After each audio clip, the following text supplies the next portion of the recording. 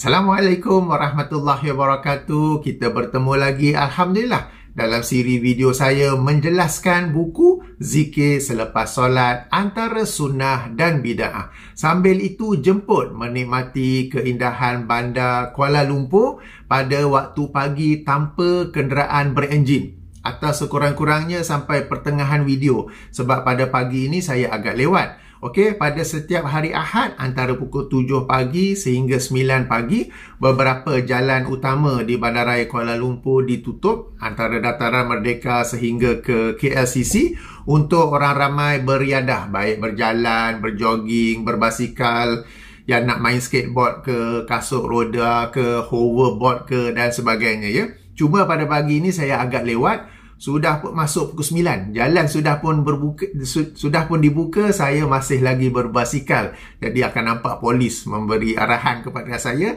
untuk pergi ke tepi jalan. Jangan duduk berbasikal tengah-tengah jalan lagi ya. Okey.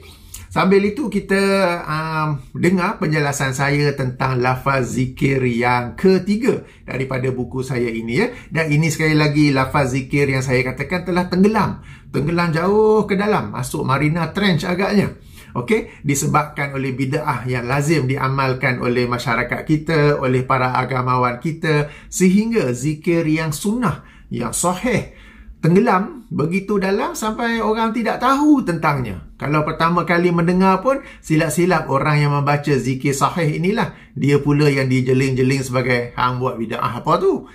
Kan padahal inilah yang sahih daripada Rasulullah sallallahu alaihi wasallam. Zikir ini terdapat dalam Sahih Muslim. Saya sendiri lama dulu bila pertama kali jumpa zikir ni pun, wah, muskil ni.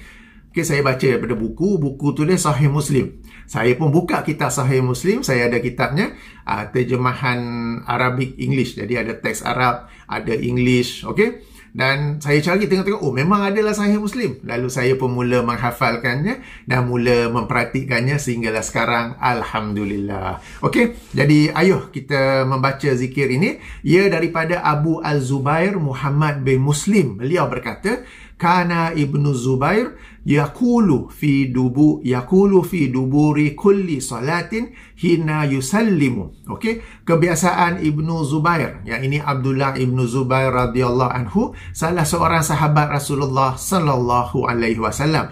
Beliau berkata fi duburi kulli salatin, pada dubur setiap solat.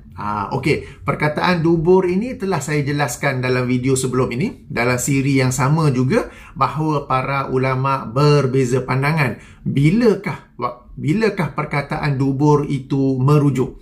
Okey, telah saya jelaskan perselisihan tentangnya, dan pandangan yang saya cenderungi, pandangan yang saya kuatkan ialah apabila hadis itu berbicara tentang doa dan ia menggunakan perkataan dubur, maka ia merujuk kepada bila dalam solat, tasyahud akhir, setelah membaca tasyahud sebelum memberi salam. Maknanya masih dalam solat. Ia di penghujung lagi, di penghujung itu ya. Okey, jadi saya ulangi, apabila kita membaca hadis yang berbicara tentang doa, okey, untuk kita berdoa, anjuran berdoa, membaca sesuatu doa, dan di situ digunakan perkataan dubur, maka ia merujuk kepada bila dalam solat, okey, tasyahud akhir, setelah membaca tasyahud akhir, sebelum memberi salam, disitulah maksud dubur, disitulah kita berdoa. Jika hadis itu berbicara tentang zikir, maka yang dimasukkan dengan perkataan dubur di situ ialah setelah memberi salam, seperti mana hadis yang sedang kita bacakan sekarang ini ya. Dan demikian jugalah yang dijelaskan fi duburi kulli salatin hina yusallimu. Okey, pada dubur setiap solatnya ketika memberi salam, yang ini setelah memberi salam. Apakah lafaz zikir tersebut? Ayuh kita membacanya. La ilaha illallah wahdahu la syarikalah, lahu mulku wa lahul hamdu wa huwa ala kulli syai'in qadir. La haula wa la quwwata illa billah. La ilaha illallah wa la na'budu illa iyyahu. Lahun ni'matu wa lahul fadlu wa lahus sana'ul hasanu. La ilaha illallah mukhlasina lahud dina walau karihal kafirun. Panjang kan? Pertama kali dengar agaknya ya, bagi yang belum memiliki buku ini.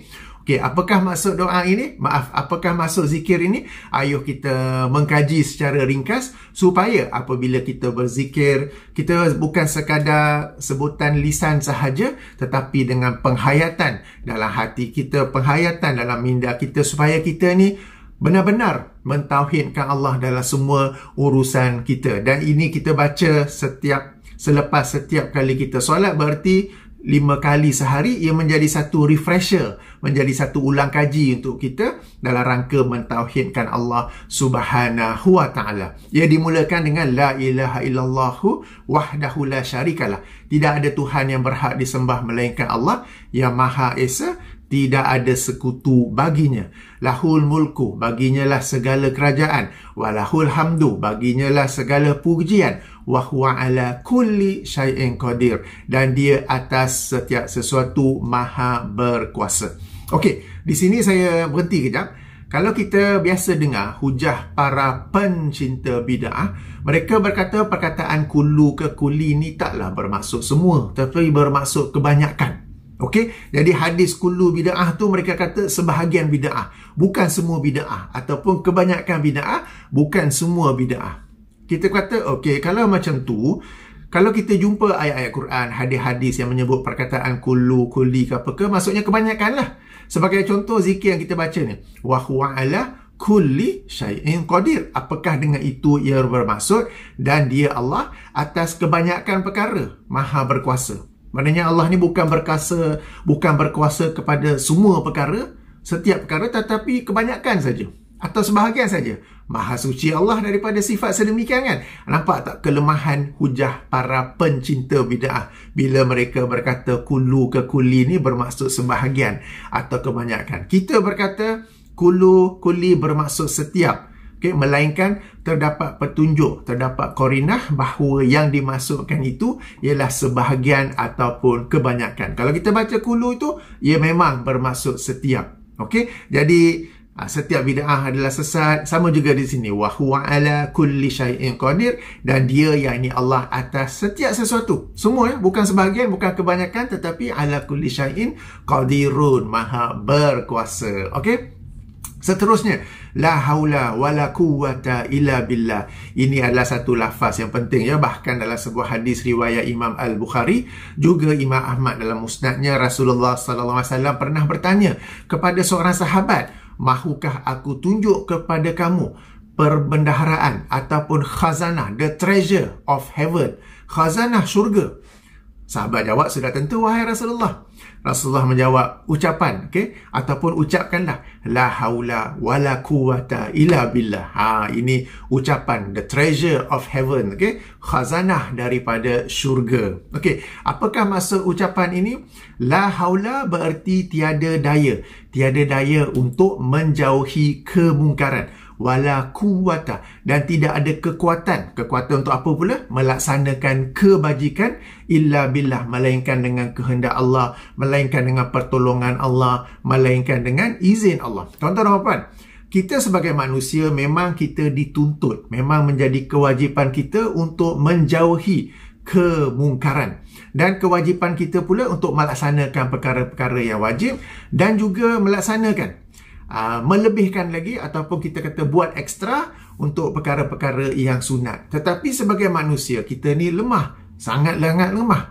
Jadi kita minta pertolongan, ataupun kita di sini kita mengakui kelemahan kita, bahawa tidaklah kita ni mampu untuk menjauhi kemungkaran tersebut, melainkan dengan kekuatan yang Allah berikan, melainkan dengan disiplin yang Allah berikan, melainkan dengan bantuan Allah. Kalau tidak, kita ni akan mudah hanyut melakukan kemungkaran tersebut, akan mudah terikut sama dengan sesuatu kemungkaran. Nafsu kita ni akan mudah condong kepada kemungkaran. Maka dengan kenyataan ini, la haula wala quwwata illa billah, kita mengakui kelemahan kita ini, dan secara tidak langsung juga kita meminta pertolongan daripada Allah untuk diberikan daya kekuatan menjauhi kemungkaran tersebut. Sebab siapalah kita ini?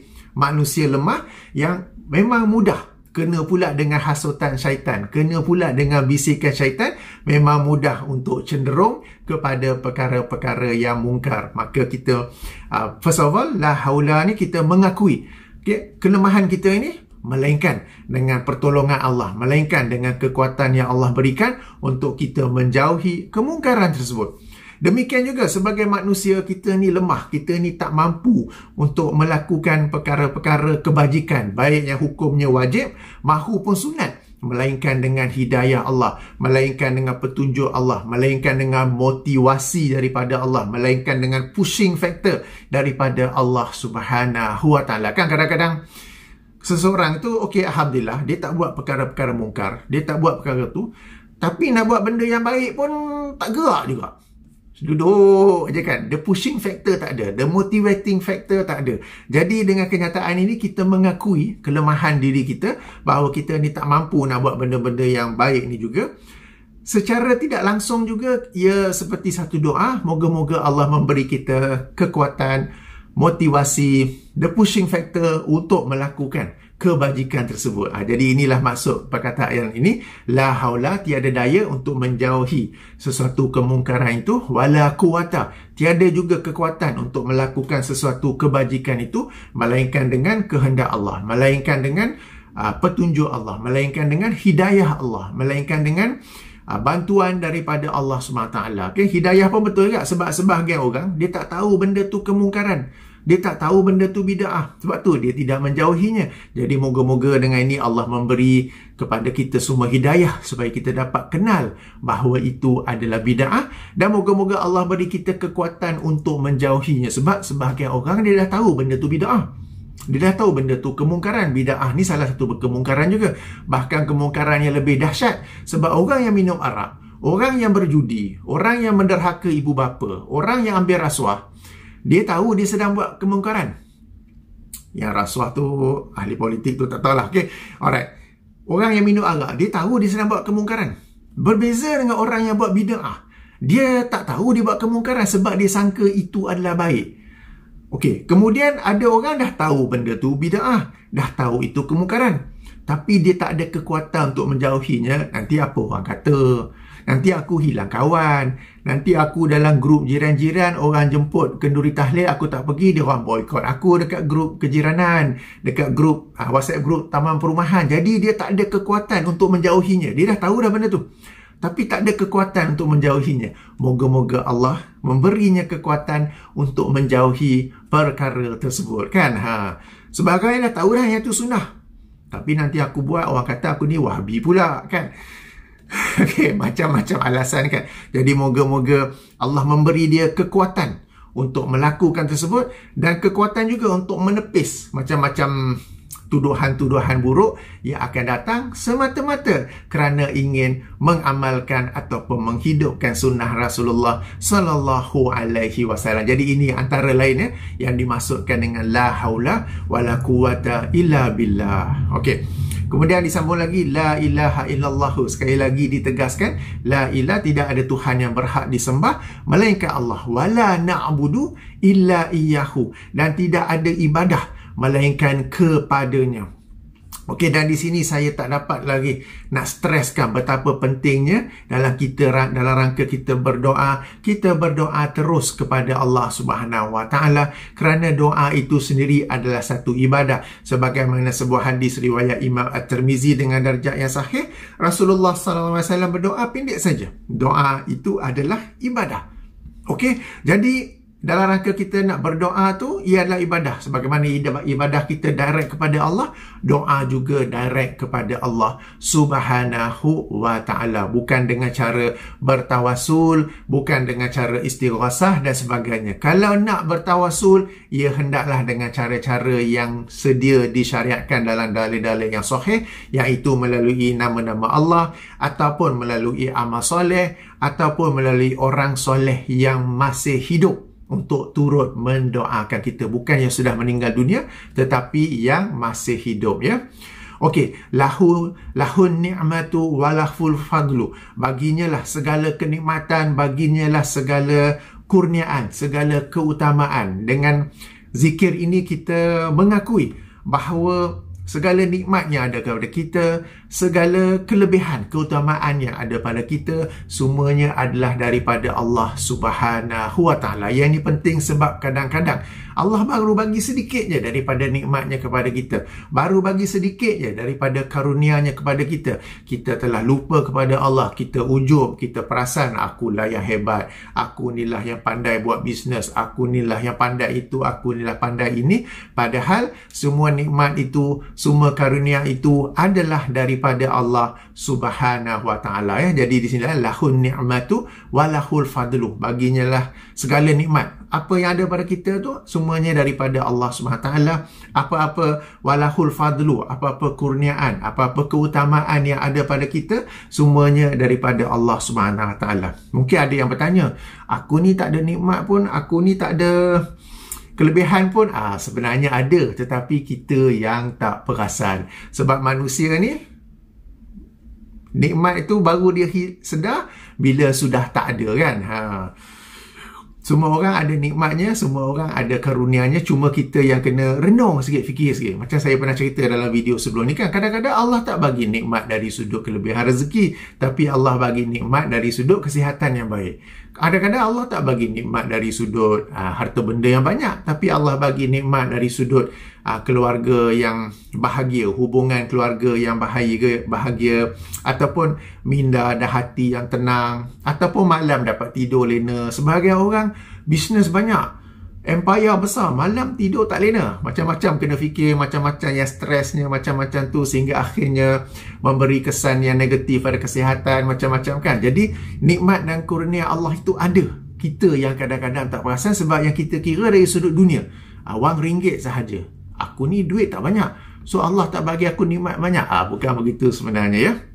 Okey, walahus sanaul hasanuh, dan baginya lah segala pujian yang baik. La ilaha illallahu mukhlasina lahuddina walau karihal kafirun. Tidak ada Tuhan melainkan Allah, dan baginya lah agama yang ikhlas ini, meskipun orang-orang kafir membencinya, meskipun orang-orang kafir tidak menyukainya. Okey, apa maksud di sini? Okey, untuk kita mengetahuinya, ayuh kita rujuk surah Az-Zumar, surah nombor 39, ayat nombor 3. Okey, ayat nombor 3, di mana Allah Subhanahu Wa Taala berfirman, ala lillahi dinul khalis, ketahuilah bagi Allah itulah agama yang ikhlas. Okey, sama kan macam tadi, kan, la ilaha illallahu mukhlisina lahuddina. Okey, alright, kita kembali kepada ayat ketiga surah Az-Zumar, ala lillahi dinul khalis, ketahuilah bagi Allah inilah agama yang ikhlas. Okey, kemudian Allah menerangkan pula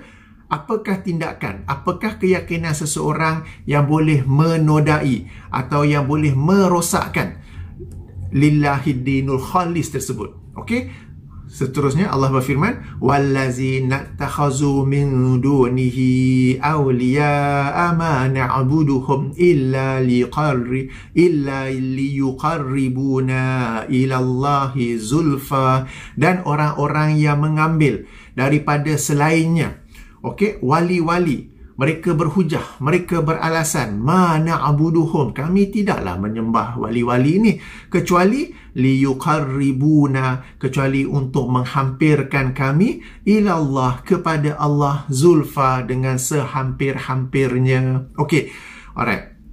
Kenapa pula di sini kita boleh faham kenapa dalam zikir ini ada walau karihal kafirun, walau orang-orang kafir tidak menyukainya ataupun orang-orang kafir membencinya. Orang-orang kafir ni pada zaman musyrikin, pada zaman Rasulullah sallallahu alaihi wasallam, orang-orang kafir musyrikin, walaupun mereka tu kafir musyrikin, mereka ini tetap beriktikad bahawa Allah Subhanahu Wa Taala lah yang mencipta alam ini, yang menurunkan hujan, yang memberi rezeki, yang memberi kesihatan. Dari sudut rububiyah, mereka mentauhidkan ataupun mengiktiraf Allah Subhanahu Wa Taala yang mengurus alam ini dan mengurus mereka. Cuma mereka ini tidak mahu beribadah kepada Allah sebagaimana sepatutnya. Sebaliknya mereka Mereka menjadikan Tuhan-Tuhan mereka tu bukan mereka beribadah kepada Tuhan, tetapi sebagai jalan tengah untuk membawa mereka lebih dekat kepada Allah Subhanahu Wa Taala. Okey, dan yang patung-patung itu mereka menganggap sebagai wali-wali, penolong-penolong ataupun orang-orang tengah itu. Okey, jadi inilah yang Allah SWT sebutkan, dan orang-orang yang mengambil daripada selainnya. Okey, wali-wali, aulia ni plural, singular wali. Mereka berhujah, kami tidak sembah wali-wali ni, kami tidak sembah patung-patung ni, kecuali menjadikannya sebagai jalan tengah ataupun perantara untuk mendekatkan kami kepada Allah dengan sedekat-dekatnya. Ini mirip kepada apa yang dilakukan oleh sebahagian para pencinta bid'ah sekarang ini, di mana mereka berdoa kepada Allah dengan bertawasul kepada orang-orang soleh, bertawasul kepada wali-wali Allah yang mereka sendiri naikkan pangkat jadi wali Allah. Okey, lalu bila kita berhujah ke apa, mereka kata tak, wali-wali ini semata-mata untuk mendekatkan diri kepada Allah. Sebab kita manusia yang banyak dosa, banyak kezaliman lah, banyak keburukan, tak layak kononnya untuk berdoa direct kepada Allah. Maka kita perlu berdoa melalui perantara wali-wali, yang wali ini sudah yang akan membawa, yang akan mendekatkan kita kepada Allah. Jadi apa yang dilakukan oleh para pecinta bid'ah, para pecinta kubur ini mirip kepada apa yang dilakukan oleh orang-orang kafir yang disentuh, yang dibicarakan oleh Allah Subhanahu Wa Taala dalam ayat ketiga surah Az-Zumar ini. Okey, melalui zikir yang kita baca ni, kita menetapkan diri kita bahawa la ilaha illallahu mukhlashina lahuddin. Tidak ada Tuhan yang berhak disembah melainkan Allah, dan agama ini seluruhnya ikhlas untuk Allah. Tak ada orang tengah. Kita tak pakai orang tengah. Okey? Mukhlashina lahuddin. Okey? Yang kalau saya terjemah di sini macam mana? Tidak ada Tuhan melainkan Allah, kami mengikhlaskan seluruh agama ni kepadanya. Tak ada orang tengah, tak ada perantara. Sebab dalam Islam, hubungan kita dengan Allah ialah direct. Kita boleh berdoa kepada Allah, kita boleh mengadu kepada Allah direct. Kalau kita ada banyak dosa pun, kita bertaubat direct kepada Allah, kita berdoa, beristighfar direct kepada Allah. Tak perlu orang tengah. Bila kita guna orang tengah itu, kononnya atas alasan untuk mendekatkan diri kepada Allah, kita ni tidak lain seperti orang-orang kafir musyrikin yang disentuh oleh ayat ketiga surah Az-Zumar ini, dan juga sebagaimana dalam zikir ini, walau karihal kafirun, orang kafir tak suka sebab dia nak guna patung-patungnya tu, dia tak nak direct, dia nak guna patung-patungnya tu. Okey, kalau orang kafir tu patung-patungnya, yang patung-patung itu kalau kita kaji sejarah pun merupakan orang-orang soleh yang terdahulu yang telah meninggal. Mula-mula dia orang buat gambar, kemudian dia orang buat patung, mula-mula untuk menghormati, mula-mula untuk mengingati, lama-lama bertabaruk, lama-lama bertawasul ataupun berdoa, beribadah, menjadikan patung-patung itu perantara yang mendekatkan mereka kepada Allah Subhanahu Wa Taala. Jadi inilah pentingnya, macam saya kata tadi, bahawa zikir ini mengulang kaji tauhid kita kepada Allah Subhanahu Wa Taala sahaja. Okey. Alright, dan di akhir ini berkata waqala kana Rasulullah sallallahu alaihi wasallam yuhallilu bihinna dubura kulli salatin, dan berkatalah Abdullah ibnu Zubair, Rasulullah sallallahu alaihi wasallam membaca tahlil ini pada penghujung setiap solat, pada penghujung setiap solat, ya. Okey, jadi ayuh kita lazim membacanya. Macam saya kata, ia merefreshkan tauhid kita kepada Allah Subhanahu Wa Taala.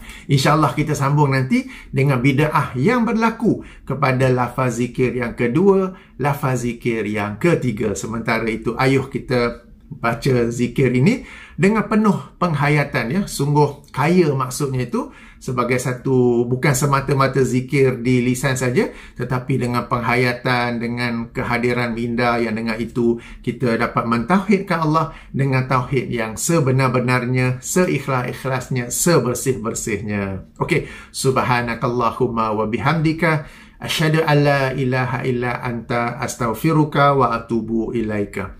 Tadi pusing-pusing tu sampai Masjid Jami' juga tu. Okay. Lepas tu balik ke Dataran Merdeka. Kereta parking di bawah Dataran Merdeka. Okay. Assalamualaikum warahmatullahi wabarakatuh.